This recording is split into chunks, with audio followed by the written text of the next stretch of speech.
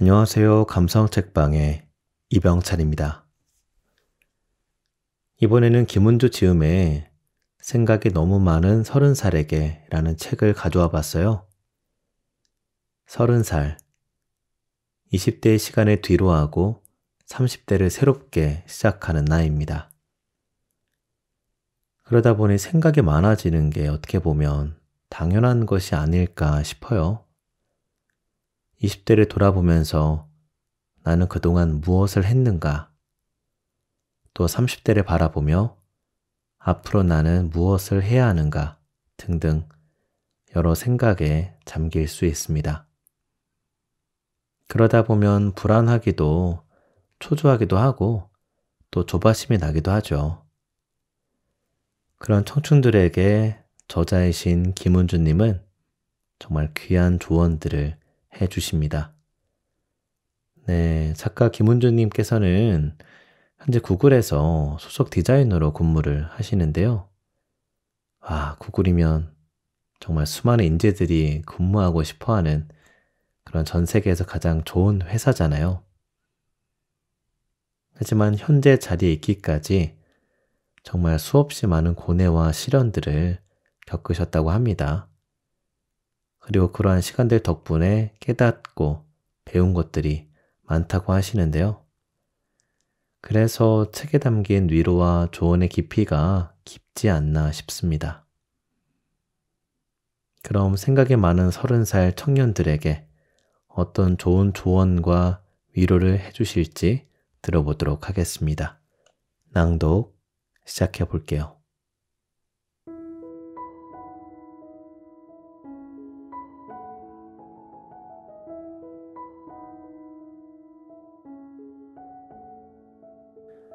할 일은 많은데 아무것도 하고 싶지 않을 때, 새로운 직장에 적응하는 일은 늘 어렵다. 사람들과 관계를 다시 만들어야 하고, 조직과 사연들을 알아야 하고, 프로젝트를 파악하고 의미 있는 기여가 가능한 단계까지 가는데 상당한 노력과 시간이 필요하다. 그래도 6개월 정도면 감을 잡는데, 구글은 입사 6개월이 지나가는데도 정신을 차릴 수가 없었다. 세상 천재가 다 모여 있는 것 같았다. 나는 어쩌다 운이 좋아서 붙었을 뿐 여기에 있을 실력이 아니라는 생각이 수시로 들었다. 그럴 때마다 내 정체가 들통날까봐 무서웠다. 종종 화장실에 숨어 있거나 주차장 차 안에서 한참을 앉아 있곤 했다. 그도 그럴 것이 구글은 꿈파리의 장이다. 우리가 무슨 문제를 해결해야 하는지, 이걸 왜 해야 하는지, 이게 세상을 어떻게 바꿀지 같은 매우 장대하지만 모호한 비전에 관한 이야기가 많다. 기능 하나를 추가하려 해도 온갖 철학적 해석과 의미가 필요하고, 인간과 기계의 대화는 어떻게 이루어져야 하는지에 대해서도 수없이 다양한 해석과 접근으로 서로 다른 제안을 낸다. 다른 사람들의 꿈파리 쇼를 볼 때마다 나는 이곳에 맞지 않은 사람이라는 자괴감과 공포가 밀려왔다. 나를 괴롭히는 생각은 두 가지였다. 상황이 이 지경인데 최선을 다하지 않고 있다는 것. 그런 내가 너무 싫다는 것. 지금 상황이 문제라는 건 알겠는데 걱정은 하면서 그렇다고 뭔가를 하지도 않고 스트레스를 받으니 먹는 걸로 풀고 할 일은 미루고 인터넷만 하고 있고, 그러면 그럴수록 나는 내가 더 싫어지고, 그러다가 시간에 쫓겨서 초치기로 일을 하고, 그러면 당연히 퀄리티가 떨어지고, 그래서 더 미치겠고, 악순환의 고리에서 빠져나올 수가 없었다. 이런 상태에서 1년 가까이 이어졌다. 어느 날 친구가 전문가에게 상담을 받아보라고 권했다. 1년이면 충분히 헤맸다. 나는 지푸라기라도 잡고 싶은 심정이었다. 그날 당장 상담 예약을 잡았다. 상담을 시작하고 한동안 나는 애써 최악은 아닌 듯 가장하며 밑바닥을 보이지 않았다. 그러던 어느 날 나는 내가 아주 형편없는 사람은 아니고 지금보다 더 잘할 수 있는 사람이라는 이야기를 했다. 하지만 자기 관리도 못하고 최선을 다하지 않는 나 자신이 싫고 그러면 그럴수록 나를 학대하게 된다고 털어놓았다. 어떻게 하면 다시 최선을 다할 수 있는지 물었다. 고개를 끄덕이며 한참을 내 이야기를 듣던 상담사가 말했다. 당신 몸이 지금 최선을 다하고 있어서 그렇다. 당신이 완전히 지쳐서 몸이 기능을 유지하려고 당분과 고칼로리 음식을 찾는 것이다. 살아야 하니까. 당신 마음도 쉴 곳을 찾으려고 최선을 다하고 있다. 그래서 인터넷을 찾는 거다. 거길 가면 마음이 편해지고 위로받고 안정감이 드니까. 마음도 살아야 하니까. 그러니까 당신은 지금 최선을 다해 살아남으려고 애쓰는 거다. 스스로에게 조금 관대해줘도 괜찮다. 그 말을 듣는 순간 눈물이 흘렀다. 나는 내가 무기력감에 빠져 최선을 다하지 않는다고 생각했는데 내가 그렇게 자신을 채찍질할 때 내 몸은 어떻게든 버텨보려고 최선을 다하고 있었구나. 내 마음도 어떻게든 살려고 최선을 다하고 있었구나. 내가 나를 돌아보지 않는 지난 1년 동안 내 몸과 마음은 내가 돌아봐 줄 때까지 그렇게 살아내려고 발버둥 치고 있었구나. 나를 올가매던 죄책감과 자학의 감정이 누그러지는 듯 했다. 더 이상 나 자신을 방치도 학대도 하지 말자는 생각이 들었다. 상담사가 숙제를 내주었다. 첫째, 그날그날 해야 할 일을 기록하기. 아주 작은 일이라도 그리고 그 일을 할 때마다 칭찬하기. 둘째, 떠오르는 대로 노트에 적어서 머리에 있는 걸 밖으로 쏟아내기. 그날 이후 아주 작은 일도 빼놓지 않고 투두 리스트에 적었다. 할 일을 외면하면서 생기는 불안감이 리스트를 만드는 것만으로도 반쯤 해결된 듯 느껴졌다. 미팅 잡기나 이메일 보내기 같은 단순한 일을 처리해 나가기 시작했다. 리스트에 적힌 일을 2개 해내면 새로운 일이 3개쯤 더 생기기 일쑤였다. 그래도 진행 여부가 보이니 막연함에서 오는 스트레스는 줄어들었다. 작은 일을 처리하면서 불안감과 스트레스의 근본적인 원인에 관해 깊이 생각해 보기 시작했다. 내가 지금 느끼는 문화 충격과 업무 스트레스가 실리콘밸리의 특성 때문인지, 구글이 나와 잘 안 맞아서인지, 아니면 우리 팀의 문제인지 등등. 그러자 문제가 분명해지면서 팀을 옮겨야겠다는 생각이 들었다. 다행히 바로 팀을 옮길 수 있었다. 구글의 꿈파리 문화에 적응하려면 영어 공부가 필요했다. 그래서 영어 원서 낭독을 시작했다. 매일 1시간씩 원서 낭독을 하는데 6개월 정도 지나면서 영어 실력 향상과 더불어 자신감이 회복돼 갔다. 나는 이제 어느 정도 능숙한 구글러가 되었다. 주변 사람들에게 신뢰도 쌓아가고 영향력을 미치는 인플루언서로도 자리를 잡아가고 있다. 나와 일하고 싶다는 동료들도 생겼고 진로 상담을 요청하는 후배들도 늘고 있다. 2020년 말에는 600명이 넘는 부서 디자인 팀에서 올해의 디자인상을 받기도 했다. 지난 25년간 수많은 부침을 겪었지만 구글에서 경험한 실현기는 어둡고 길고 무서운 시간이었다. 갑각류는 성장을 위해 반드시 현재의 껍데기를 벗고 맨살인 시간을 지나야 한다고 한다. 그 맨살의 과정과 시간 없이는 더 큰 껍데기로 옮겨갈 수 없다는 것이다. 성장의 시간에는 반드시 성장통이 따르는 듯하다. 담을 그릇이 커졌으니 이젠 열심히 채워볼 참이다.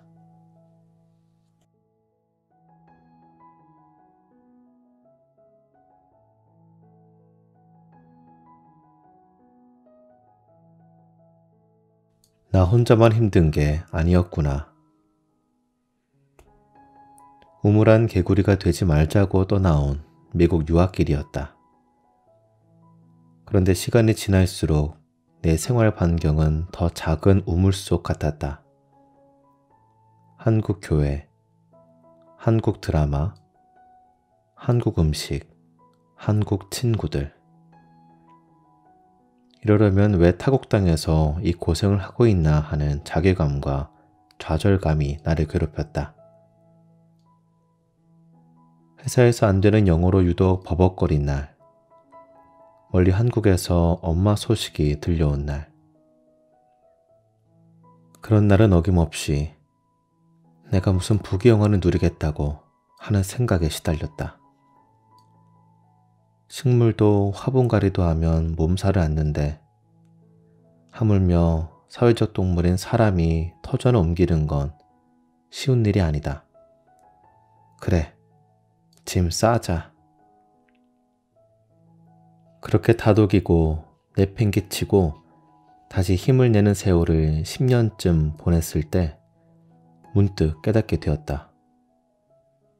우물안 개구리가 어때서? 살면서 피해야 할 일은 우물 안 개구리가 아니라 우물 안에서 불행하게 사는 거다. 우물 안에서 행복하게 살면 된다. 우물 안이 행복하지 않으면 나와서 행복하게 살면 된다. 개구리인 게 싫으면 개구리 안 하면 된다. 근데 사실 태어난 걸 바꾸는 일은 쉽지 않다. 그렇다면 내가 할 수 있는 일은 빨리 받아들이고 앞으로 나아가는 게 정신 건강에도 좋고 행복해지는 지름길이다. 행복은 나로부터 시작된다. 개구리가 어때서? 우물안 개구리라는 말을 들어보셨나요? 작고 고립된 세상에 살면서 그게 세상 전부인 줄 아는 사람을 뜻하는 한국 속담입니다. 한국에서 나고 자라면서 이런 말을 자주 들었습니다. 우물안 개구리가 되지 마라. 큰 꿈을 품고 가능한 모든 것에 도전해봐라. 이런 말에 늘 자극을 받았습니다. 그래서 미국에 오기로 결심했습니다. 우물안 개구리가 되고 싶지 않았습니다. 넓은 바다를 탐험하고 싶었습니다. 그런데 바다는 정말 넓고 짜고 파도로 넘실거렸습니다. 바다로 나온 이후 내 삶은 매 순간이 생존을 위한 싸움이었습니다. 깊은 바다에서 헤엄치는 법을 배워야 했고 먹이를 찾는 법도 바다거북과 대화하는 법도 물고기들과 친구가 되는 법도 익혀야 했습니다. 상황이 어려워질수록 나는 고래가 되기 위해 더 열심히 노력했습니다. 그렇게 몇 년 동안 발버둥 치다가 쉴 수 있는 작은 섬을 발견했습니다. 정말 휴식이 필요했습니다. 섬에서의 삶은 편안했습니다. 마실 수 있는 맑은 물도 있고 편하게 대화할 개구리 친구들도 있었습니다. 그래도 바다를 벗어나 쉴 수 있는 섬이 생겼습니다. 그러나 시간이 흐를수록 외로워졌고 갇혀있다는 느낌이 들었습니다. 내가 꿈꾸는 바다에서의 삶이 아니었습니다. 내 고향 우물안 개구리들은 나를 대단한 개구리라고 생각했습니다. 바다에서 헤엄을 치고 바다거북과 이야기하는 모습을 보고 놀라워했습니다. 바다에 사는 나를 부러워했습니다. 그들에게 내가 사는 섬은 너무 멀고 너무 작아서 보이지 않았으니까요. 내가 누구인지, 왜 여기에 있는지 헷갈렸습니다. 우물안 개구리가 되기 싫어 그곳을 떠났는데 바다로 둘러싸인 더 작은 섬에서 살게 되었습니다. 행복하지 않았습니다. 나 자신에게 화가 났습니다. 시간이 많이 흘렀지만 바뀐 건 아무것도 없는 듯 했습니다. 몇 년 후에야 다른 섬이 있다는 걸 알게 됐고 그것도 꽤 많다는 사실을 알고 놀랐습니다. 이웃한 섬에 방문해 친구도 사귀기 시작했습니다. 내가 혼자가 아니라는 걸 느꼈습니다. 그리고 문득 가장 중요한 사실을, 모든 것의 핵심이 되는 것을 잊고 있었다는 사실을 깨달았습니다. 그것은 바로 내가 개구리라는 사실입니다. 지난 몇 년 동안 나는 내가 어디에 있는지에만, 우물 안인지 바다인지 섬인지에만 신경을 썼습니다. 그리고 개구리가 아닌 바다 개구리 같은 새로운 무엇이 되려고 애를 썼습니다. 하지만 그런 건 세상에 없습니다. 나는 개구리로 태어났고 그래서 개구리로 산다는 게 잘못된 일은 아닙니다. 그때부터 모든 것이 달라졌습니다. 더 이상 스스로를 괴롭히지 않았고 내가 얼마나 영리하고 용감하고 아름다운 개구리인지 알게 되었습니다. 원할 때마다 바다에서 헤엄칠 수 있고 헤엄칠 기분이 아니면 배를 탈 수도 있었습니다. 도움이 필요하면 바다 친구들에게 말을 걸 수도 있었습니다. 그들이 하는 말을 전부 이해하지 못해도 괜찮았습니다. 바다에서 산다는 것은 여전히 큰 모험입니다. 바다에는 나 같은 작은 개구리를 무시하는 친구들도 있습니다. 하지만 이제는 별로 신경 쓰지 않습니다. 그들도 그들만의 우물에서 왔다는 걸 알게 되었습니다. 내가 사는 섬은 점점 더 단단해지고 넓어지고 높아지고 있습니다. 내가 어디에서 왔는지, 어디에 속해 있는지를 아는 것은 중요합니다. 하지만 가장 중요한 것은 내가 누구인지, 어떻게 태어났는지, 그리고 어떻게 살지를 알고 그것을 받아들이는 일입니다. 내 이름은 김은주입니다. 행복한 개구리예요. 구글의 업조 평가 시스템은 사람 피 말리기로 유명하다. 일단 화려한 글솜씨로 자기 평가서를 써내고 6에서 7명의 동료 평가자를 지목한다. 승진 대상자라면 승진의 당위성을 증명하기 위해 엄청난 공과 시간을 들여야 한다. 그 뒤에 이어지는 절차는 더욱 산 넘어 산이다. 매니저들끼리 모여서 조정이란 걸 하는데 왜 A가 이 점수를 받아야 하는지, 왜 B는 안 되는지 치열한 신경전과 공방전이 펼쳐진다. 거의 2달 넘게 이어지는 이 과정은 모두에게 스트레스지만 특히 언어적으로나 문화적으로 훈련되어 있지 않은 외국인에게는 정말 고역스러운 여정이다. 내성적인 기질이거나 성과를 수치화하기 어려운 직군에 속한 사람들에게도 어려운 시스템이다. 감수성이 높은 디자이너는 이 과정을 지나고 나면 위축되고 주눅들고 자존감에 상처가 난다.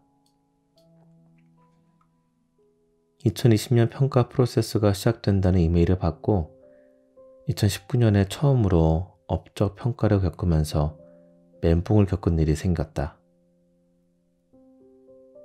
그래서 이 힘든 과정에서 우리는 성과를 내기 위한 공장의 로봇이 아니라 사람이라는 점, 평가서에서는 다 담기지 못하는 개개인의 가치를 잊지 말자는 점, 평가가 나를 대변하는 게 아니라는 메시지와 함께 우물한 개구리라는 제목의 글을 구글 전체 디자인 그룹에 공유했다.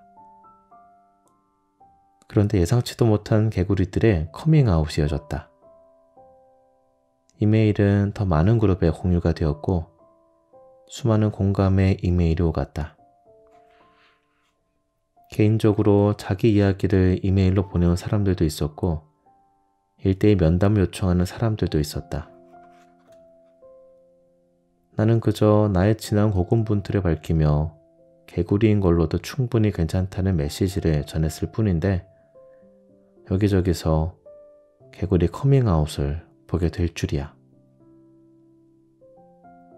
그렇다. 혼자가 아니다. 나만 아둥바둥하는 게 아니다. 나만 힘든 게 아니라는 사실을 알게 된 것만으로도 엄청난 위로가 된다. 모두 함께 힘내자.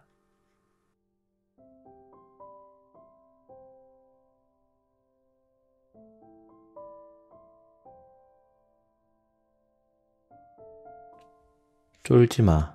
안 죽어. 2000년대 초 대한민국에 칭찬 열풍을 일으킨 밀리언셀러가 있다. 바로 켄 블랜차드의 칭찬은 고래도 춤추게 한다. 칭찬에 인색한 한국 문화에 대한 자정의식이 만들어낸 열풍이 아니었나 싶다. 하지만 나는 이 칭찬 열풍이 사뭇 불편했다. 그 누구도 고래가 왜 춤을 춰야 하는지, 춤추는 고래는 행복한지에 대해서는 관심이 없는 듯 했다. 다들 고래가 춤을 춘다는 사실에 열광했고 고래를 춤추게 만든 장본인이 자신이라는 사실에 뿌듯해하는 모습이 거북했다. 나중엔 칭찬보다는 칭찬의 내용이 중요하다며 칭찬의 기술에 대한 온갖 강좌와 이론이 유행했다. 이 모든 것이 참기름집 장사꾼처럼 보였다. 어떻게 해서든 쥐어짜 더 많은 기름을 얻고 싶어하는 모습 같았다. 이게 다 너를 위한 거야 라는 말 뒤에 숨어있는 화자의 욕망이 불편했다. 최근에는 한국 경제 저성장과 높은 실업률로 좌절하는 청년들을 괜찮아 라는 말로 위로하는 책과 말이 늘었다. 예고 없이 찾아온 코로나 바이러스로 인해 전 세계가 코로나 블루에 빠진 지금은 더더욱 칭찬보다는 위로가 필요하다. 산책을 하다 문득 궁금해져 중학생 딸아이에게 물었다. 시험을 망쳤을 때, 친구랑 싸웠을 때 누군가 괜찮아 하고 토닥이면 어떤 기분일지. 딸아이는 단 1초의 주저함도 없이 외쳤다. 저리가 좀, 제발. 이유를 물으니 괜찮지 않은데 괜찮다고 하는 건 나를 몰라주는 거라서 더 속상하다고 했다. 그리고 덧붙여 괜찮지 않은데 괜찮아 라는 말을 들으면 내가 그 사람의 말에 맞춰 괜찮아져야 할 것 같아서 싫다고 했다. 생각해보니 나 또한 비슷한 마음이 들었던 것 같다. 내가 괜찮은지 괜찮지 않은지는 누구보다 내가 제일 잘 안다. 누군가 나에게 괜찮아 라고 말하면 아무에게도 이해받지 못하는 것 같아 더 수렁으로 빠질 때가 있다. 당신이 뭘 알아? 2020년 11월 시애틀 지역 한인 IT 전문가 모임인 창발에 초청을 받고 취업을 준비하는 한인 청년들을 대상으로 강연을 했다. 마지막 조언 한마디를 나는 이렇게 마무리했다. 여러분, 쫄지 마세요. 그런데 이 마지막 한마디가 나의 강연 내용을 통틀어 가장 강한 메시지가 되어 사람들에게 울림을 주었나 보다. 많은 사람들이 용기를 얻었다며 쫄지 않겠다고 감사의 메시지를 전해주었다.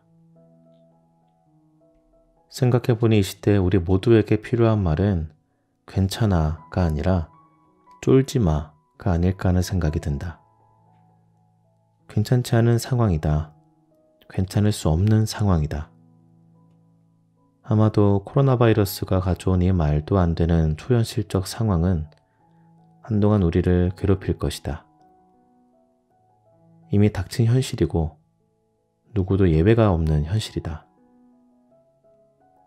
대체적으로 겁이 나는 상황은 어떤 일의 결과가 전혀 예측이 안 된다든가 예측되는 결과 중 생명에 위협이 되는 경우가 있을 때다. 하지만 커리어와 관련한 것은 적어도 생명에 위협이 될 만한 일은 없다. 내 아이디어를 인터넷에 올려보거나 구독자 0명의 유튜브를 시작해보거나 회사 100군데 이력서를 보내거나 이 사람 저 사람에게 무턱대고 연락해보는 일 중 내 생명에 위협되는 일은 없다. 대면 교류가 어려운 요즘 같은 시기는 얼굴 마주보고 화끈거릴 일도 거의 없다. 파도 타기를 해본 적이 있는가? 파도가 일렁일 때는 파도의 리듬에 맞춰 함께 뛰어서 파도 위로 올라타야 한다. 무섭다고 우왕좌왕 하다 보면 어느새 물에 잔뜩 먹고 파도에 휩쓸려 육지로 밀려나 버린다. 코로나 바이러스가 사회 전역에 거친 파도를 만들어 놓았다. 기업 파산 소식과 직원 해고 소식이 끊이지 않는다. 취업 시장은 얼어붙었고 마이너스 경제 성장은 앞으로도 한동안 지속될 것이다. 정신 바짝 차리고 파도에 올라타 이 파도가 나를 넘어가게 해야 한다. 모두 힘든 시기다. 파도를 넘자. 쫄지 마. 안 죽어.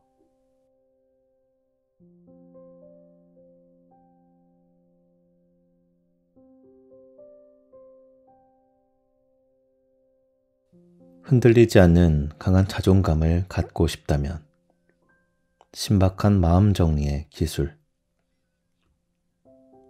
커리어 장수의 비결은 재미있게 즐기면서 일하는 것이다. 천재는 노력하는 자를 이길 수 없고 노력하는 자는 즐기는 자를 이길 수 없다고 했다.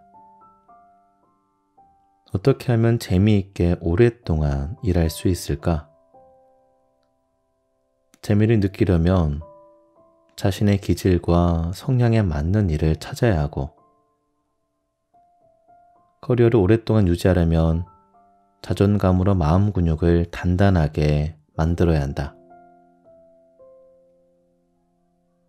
채용 면접이나 회사 프레젠테이션에서 유독 자신감이 없어 보이는 사람들을 볼 때 안타까운 마음이 든다. 대체로 본인 콘텐츠에 애정이 없는 경우다. 본인도 좋아하지 않는 걸 다른 사람에게 권하면 설득될 리 만무하다. 변화를 원한다면 일단 현재의 문제를 인식하고 가야 할 곳과 실천 방법을 알아야 하는데 자존감은 마음의 영역이라 세 가지 모두 쉽지가 않다. 만약 목표가 다이어트라면 문제 인식도 쉽고 실천 방법에 대한 정보도 널려 있어서 실천만 하면 된다. 영어 공부 또한 문제를 인식하는 것도 쉽고 방법도 다양해서 시간과 노력만 들이면 해결 가능하다.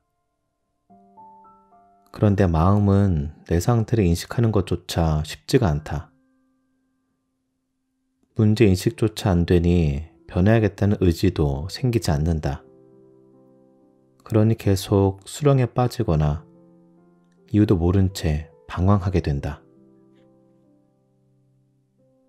모든 정리의 시작은 분류하는 것이다. 집 청소든 서류 정리든 습관이든 남길 것과 버릴 것, 피해야 할 것으로 분류를 한다. 마음 정리도 같은 방법으로 연습하고 습관으로 만들면 된다. 마음의 분리수거, 남길 것, 나에 대한 칭찬과 긍정적인 생각. 자존감이 낮은 상태에서 다른 사람에게 칭찬을 들으면 떠오르는 생각이 있다. 그럴 리 없어. 분명 칭찬을 들었는데 인정하지 않고 바로 버려버린다. 샤넬백을 선물 받고는 그게 샤넬백인지 모른다. 나 기분 좋으라고 괜히 한 소리일 거야. 분명 칭찬인데 욕으로 여긴다. 샤넬백을 선물 받고는 짝퉁이라 생각해 처박아 둔다. 그럼 뭐해? 다른 걸 다 망쳤는데. 칭찬 내용을 새기지 않고 다른 것을 연상한다. 샤넬백을 선물 받았는데 오늘 망친 머리 때문에 우울하다. 좋은 말과 생각은 곱씹어서 소화시키고 마음의 영양분이 되도록 저장해야 한다. 새로 들어온 다미님이 나에 대한 좋은 평을 들었다고 말해줬다. 한 귀로 흘러가려는 걸 한번 곱씹고 마음에 담았다. 잘했다. 버릴 것, 마음의 쓰레기. 쓰레기는 얼른 버려야 썩지 않고 날파리도 생기지 않는다. 처음엔 쓰레기로 판별하는데 시간이 걸리는데 계속 연습하다 보면 요령이 생기고 속도도 빨라진다. 마음의 쓰레기는 밖에서 들어오는 것도 있고 내가 만들어내는 것도 있다. 밖에서 들어오는 쓰레기는 얼른 쓰레기통에 버린다. 남들이 툭툭 던지는 말들, 예를 들어 너 살쪘다? 너 오늘 옷이 왜 그래? 화장을 안 하니까 이상하다. 이런 불필요한 말은 쓰레기다. 누가 나한테 쓰레기를 주면 어떻게 할까? 쓰레기통에 버리면 된다. 내가 만들어내는 쓰레기는 다음과 같은 것들이다. 난 역시 안 될 거야. 과거의 경험과 기억으로 현재 나를 괴롭히는 경우. 과거는 과거로 버려야 한다. 지원해봤자 떨어질 거야. 일어나지 않는 미래에 대한 걱정으로 현재 나를 방치하는 경우. 회사가 망해서 잘리면 어떡하지? 내가 컨트롤할 수 없는 일로 현재 나를 겁주는 경우. 혹시나 이런 쓰레기를 가득 안고 산다는 건 아닌지 살펴보고 얼른 버리는 연습을 해야 한다. 물건을 버리는 것도 큰 결심이 필요하지만 일단 자리 잡은 마음 덩어리를 도려내는 것도 큰 노력이 필요하다. 피할 것. 부정적이고 염세적이고 빈정대는 사람과 콘텐츠. 버리고 남기는 연습을 하다 보면 애당초 들이지 말아야 할 것들이 보인다. 물건도 합리적인 소비가 필요하듯이 마음도 합리적인 소비 습관이 필요하다. 우리 모두에게는 매일 24시간이 공평하게 주어진다. 이 시간 안에서 사람을 만나고 일을 하고 생각을 한다. 마음 공간에 불필요한 것들을 넣고 분리하고 버리고를 반복하는데 시간을 쓰기보다 아예 쓰레기가 생기지 않도록 차단하는 게 현명하다. 부정적이고 염세적이고 빈정대는 사람과 콘텐츠는 피하고 멀리하는 게 좋다. 나쁜 기운은 고약해서 악취가 오래 남는다.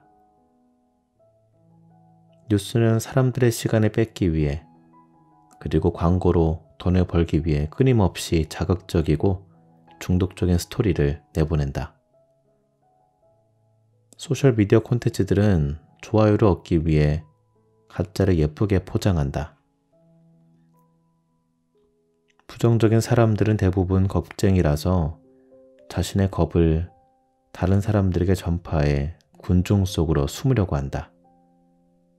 내 인생에 도움이 안 된다. 피하자. 내 마음의 주인이 되어야 한다. 그러려면 감정을 구체화해서 정신의 실체를 만나는 연습이 필요하다. 막연히 기분이 언짢은 상태, 우울한 상태, 괴로운 상태를 그냥 두면 안 된다. 감정에 이름을 붙이고 원인을 파악하고 나의 내면과 만나야 한다. 나를 이해하는 시간을 갖도록 하자. 나 자신을 만나야 위로도 하고 치유도 한다. 다른 나라의 문화나 미지의 생물, 머나먼 우주의 행성을 이해하기 위해 기꺼이 노력할 마음이 있다면 우리의 마음을 이해하는데 그만큼의 노력을 들이는 것 또한 가치 있는 일일 것이다.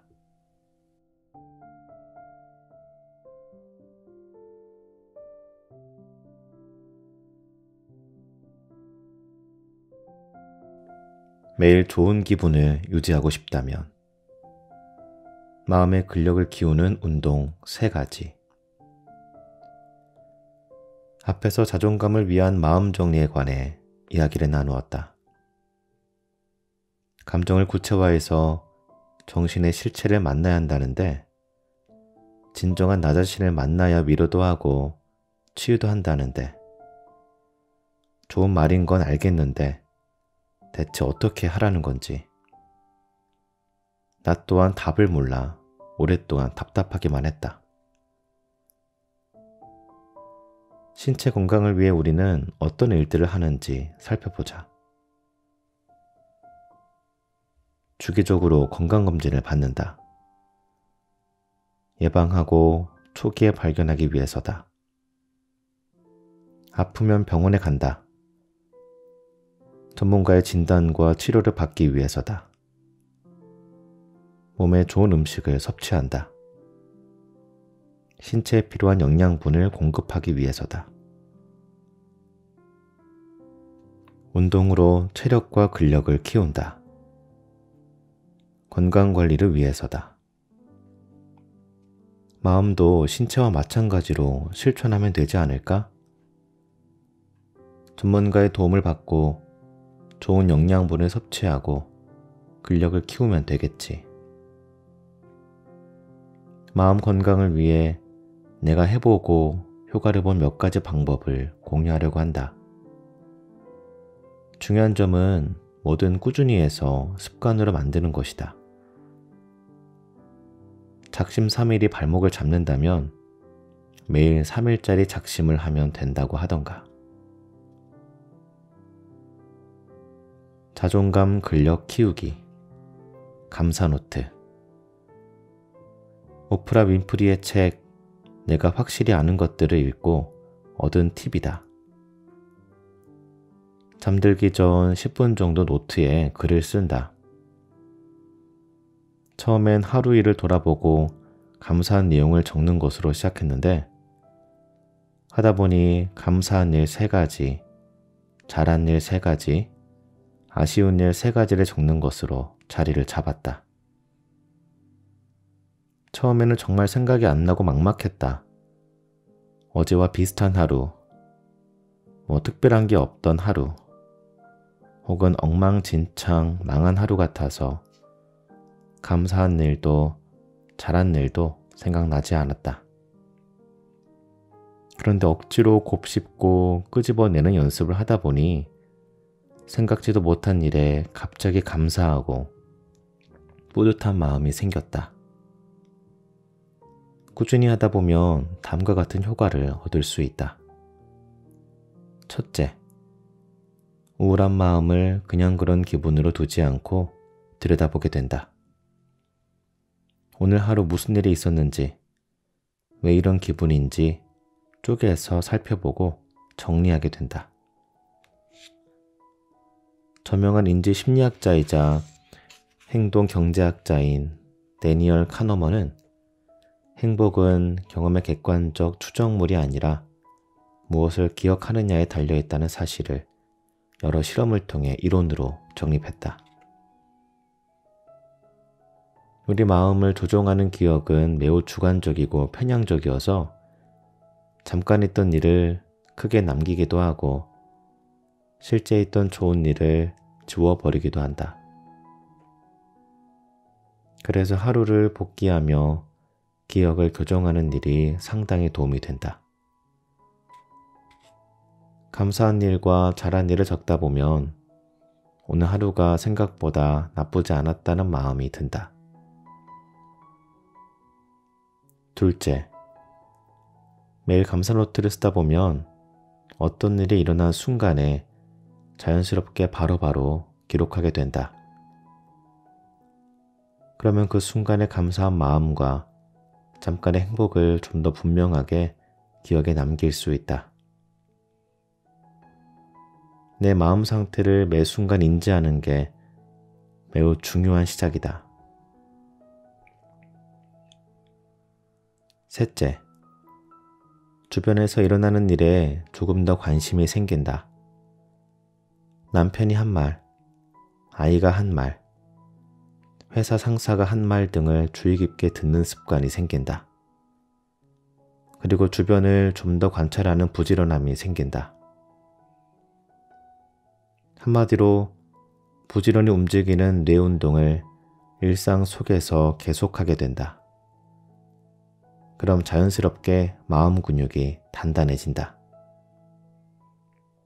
넷째, 글은 생각을 구체화해 마음과 만나는 가장 좋은 방법이다. 생각을 머릿속에 두지 말고 노트에 둬야 한다. 그래야 실체화가 이루어지고 내 모습이 보여 마음 진단을 정확히 내리고 자존감 회복이 가능하다. 마음이 그냥 그런 느낌이라면 생각은 머릿속에서 느낌의 스토리를 만드는 것이고 글은 내 생각을 사진으로 남기는 것과 같다. 다음은 내가 감사 노트에 쓴 글의 일부다. 2019년 11월 18일 고민하다 바비에게 다가가 인사했다. 잘했다.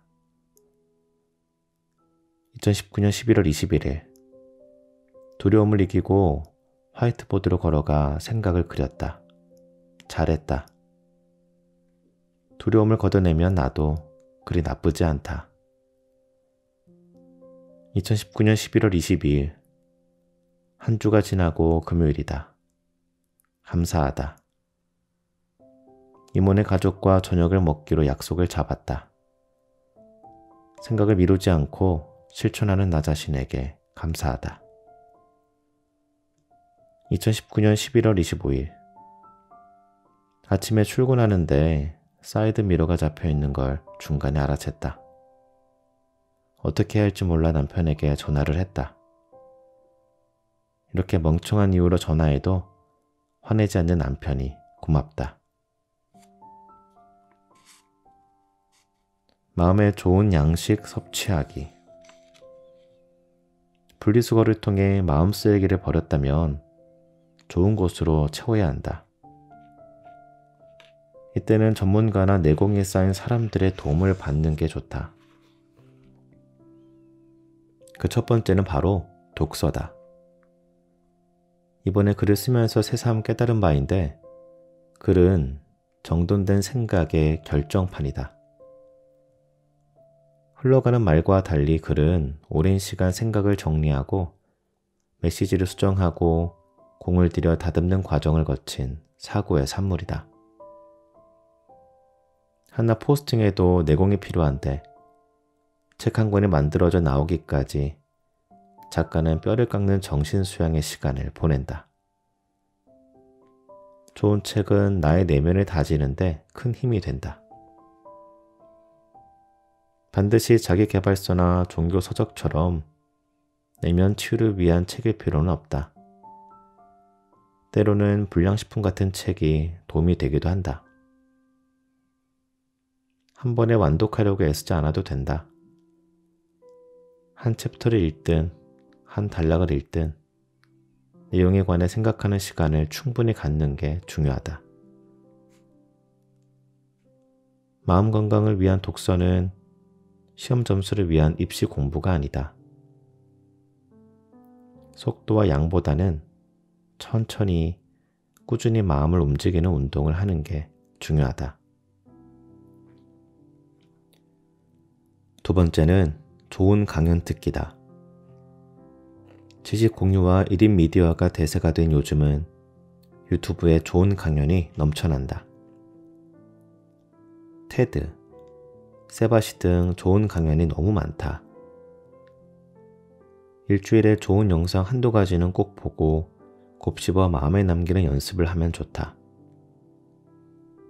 다만 소화시킬 여유 없이 많이 보다 보면 나만 게으르고 나약한 것 같은 자책의 늪에 빠지는 부작용이 생긴다. 적당히 보고 생각하는 시간을 갖는 게 좋다. 유튜브 알고리즘이 나에게 추천하는 영상들을 살펴보자 내가 그동안 어떤 걸 주로 보고 있었는지 깨달음이 온다. 지적인 힘이 부족하면 나의 불행을 확대 해석한다. 그래서 공부해야 한다라는 김미경 강사의 말에 1000% 공감한다. 앞에서 마음의 분리수거에 관한 이야기를 했는데 쓰레기 분리수거를 하려면 공부가 필요하다. 재활용품, 음식물, 가구, 전자제품은 크기와 모양, 재질이 제각각이고 버려야 하는 방법도 다르다. 마음의 분리수거에도 공부가 필요하다. 아는 단어가 우울증밖에 없으면 나의 모든 감정이 우울증으로 종결되어 버린다. 정신의학이 발달되지 않았던 시절에는 모든 마음의 병이 질환로 퉁쳐지기도 했고 온갖 장기의 병이 배앓이로 불리기도 했다. 마음의 힘을 가지려면 마음을 진단하고 표현할 수 있는 어휘력을 늘려야 한다.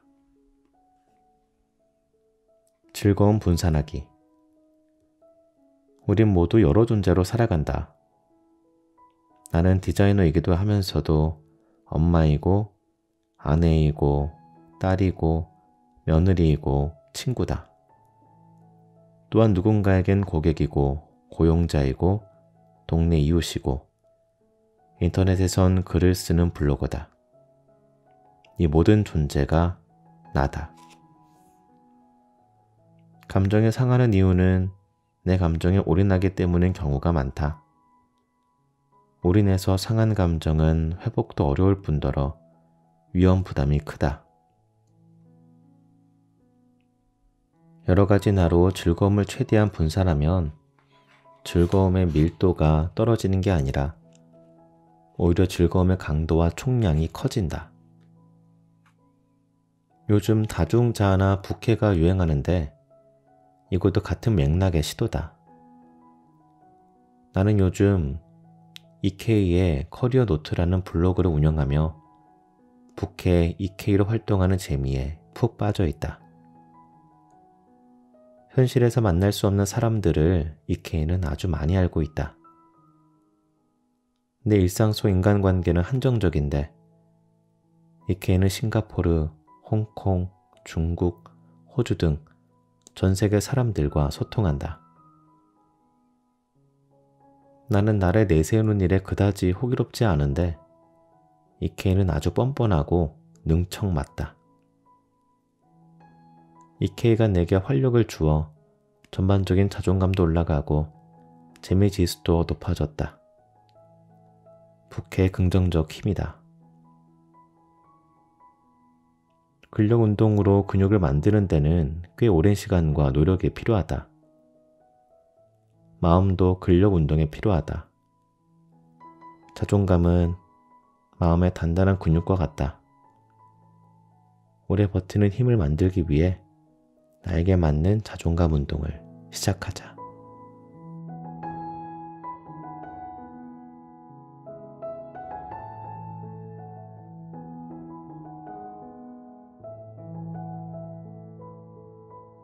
네, 김원주 지음의 생각이 너무 많은 30살에게 일부분을 낭독해 드렸습니다. 작가님께서 구글 입사 후에 적응을 잘 못해서 무력감에 빠지는 등 방황하신 경험을 전해주셨는데요. 충분히 공감이 갑니다. 이 구글에 얼마나 뛰어난 인재들이 많겠어요. 그 사이에서 근무를 또 경쟁을 해야 하는 거니까 위축이 될 만도 하겠습니다. 하지만 그러한 방황이 무색하게 현재는 올해의 디자인상을 수상할 정도로 아주 능숙한 구글러가 되셨죠. 그 비결은 뭘까요? 제가 볼 땐 먼저 스스로를 돌보았다는 것, 그로 인해 생긴 여유로 문제를 객관적으로 바라보고 쉬운 것부터 차근차근 문제들을 해결해 나갔다라는 것이죠. 혹시 여러분들 중에 몸과 마음이 지쳐 무력감에 빠졌고 그로 인해 한 치 앞도 나아갈 수 없으신 분들이 있으실까요? 네, 있으시다면 그건 그간 정말 열심히 살아왔다는 증거고 그 누구보다 스스로를 먼저 돌봐야 할 때가 아닌가 하는 말을 전해드리고 싶습니다.